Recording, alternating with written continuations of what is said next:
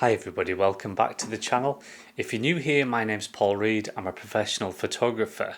Before we get going, I've just learned that this portrait has been shortlisted for the British Photography Awards. I'm totally over the moon because this portrait, it's one of my favourites and it's a portrait that I'm really proud of. Now, I'm up against some stiff competition, I'm telling you, and looking at all those other portraits, what is different about mine, I feel, is that mine's a street portrait. So it's a very spontaneous portrait, no special lighting, nothing, nothing like that at all, not pre-thought of. This is somebody that I just came across on the streets and asked if I could take their portrait, and that really is important to me, and I kind of want it to win even more because of that, because I really believe in street portraits. I really believe that that spontaneous nature to them allows us to really kind of capture somebody's personality, because there's no time really to kind of put up any walls or to think about it too much. So if you would do me a favour, I'll leave a link in the description where you could vote for the People's Choice Award for that portrait. I'd really appreciate it. It would be amazing to see that portrait win. My passion has been in black and white photography forever. Since I was a young boy and I picked that first camera up of my father's, and I was always drawn to monochrome images. From that very young age, I realised that photography was what I wanted to do. I didn't want a normal job. I wanted to do what I had a passion for. At that time, my options were very limited. There were no photography jobs in my small city that I lived in. So it was obvious that I was going to have to do this myself. I was going to have to set up my own photography business if I wanted to do photography for a living. But I didn't want to do the same sort of photography that the normal photographers were doing in my city. If you went for a portrait, then it would be very much exactly the same as every other photographer in my city. And it was very, kind of cheesy looking and just not my style at all. Certainly it was in colour, but they were very soft, the images, and they just, it was nothing that I had passion for, that style of photography. I wanted to do things my way. I wanted the photographs that I took to be that they wouldn't look out of place in a magazine or something. I wanted to be doing amazing portraits of people. Round about that time, I came across a photographer called Jeff Ascough, and you might know him, that name, from a YouTube channel now, which is called Walk Like Alice.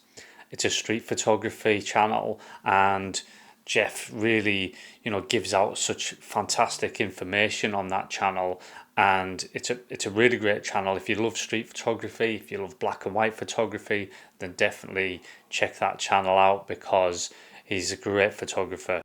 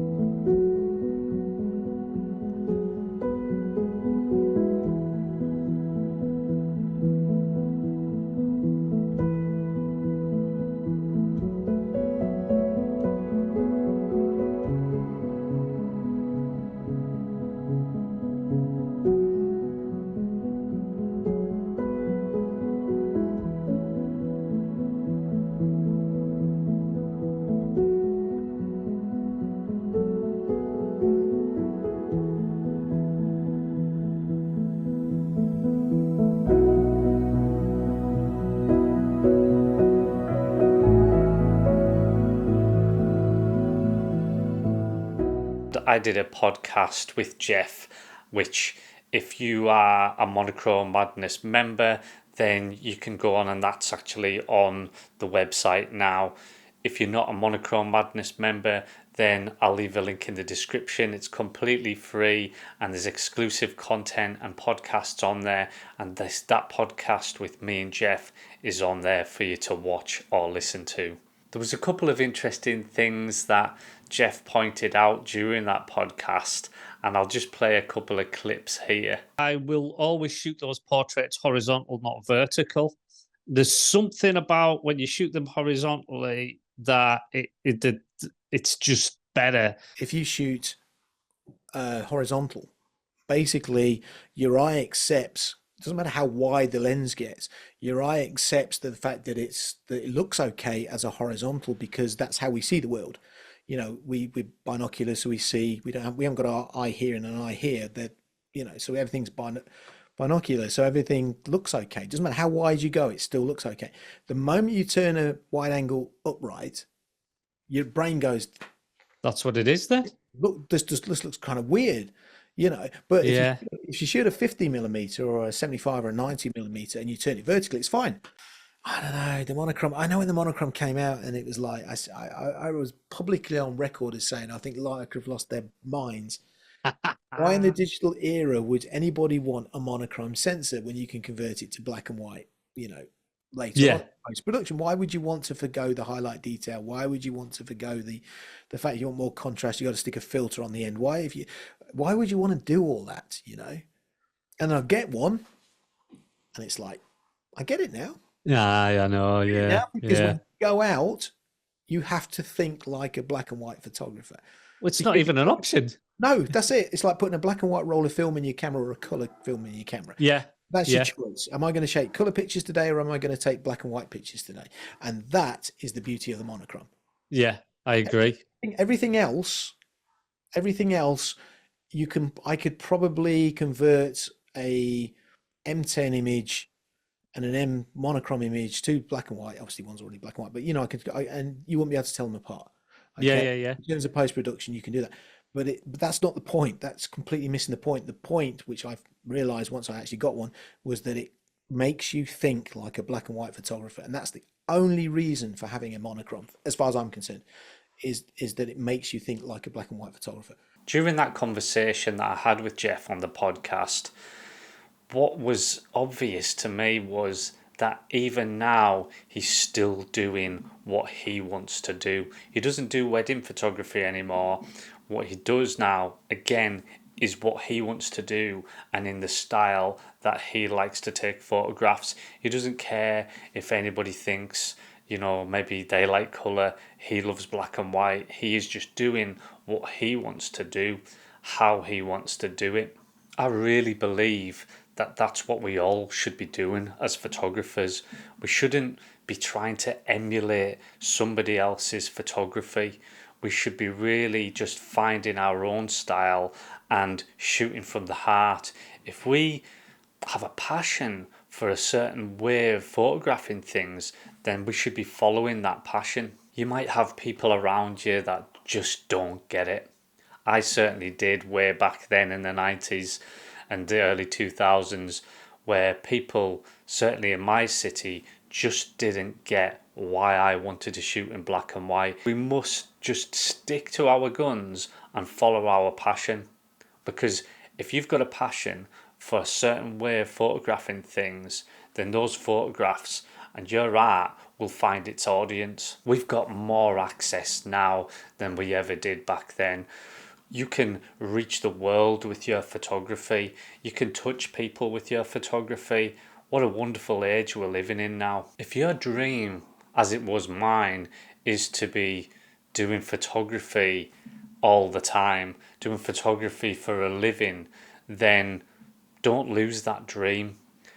I'm not saying, you know, just leave your job tomorrow, but start making plans.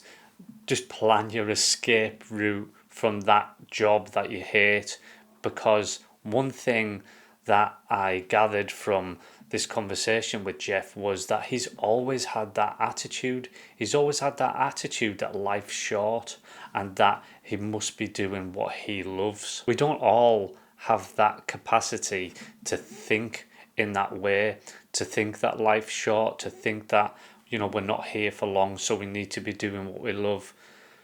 A lot of times it's a wake up call that happens that tells you, right, I need to actually be living my life how I love to live it and not just doing what I think I'm supposed to be doing. I had a wake up call just a few years ago when my best friend passed away, and it took that in order for me to start pursuing my passion. I thought to myself, what on earth happened to all those hopes and dreams when you were young? What happened to the guy that was looking at Jeff Ascough's work back then and thinking, I want to do my style of photography just as Jeff had? From the point of that wake up call, I started to pursue photography the way that I should have in the first place. I started to take photographs the way that I wanted to take them, and I stopped worrying about how people wouldn't understand that I shot in black and white. Don't wait for that wake up call.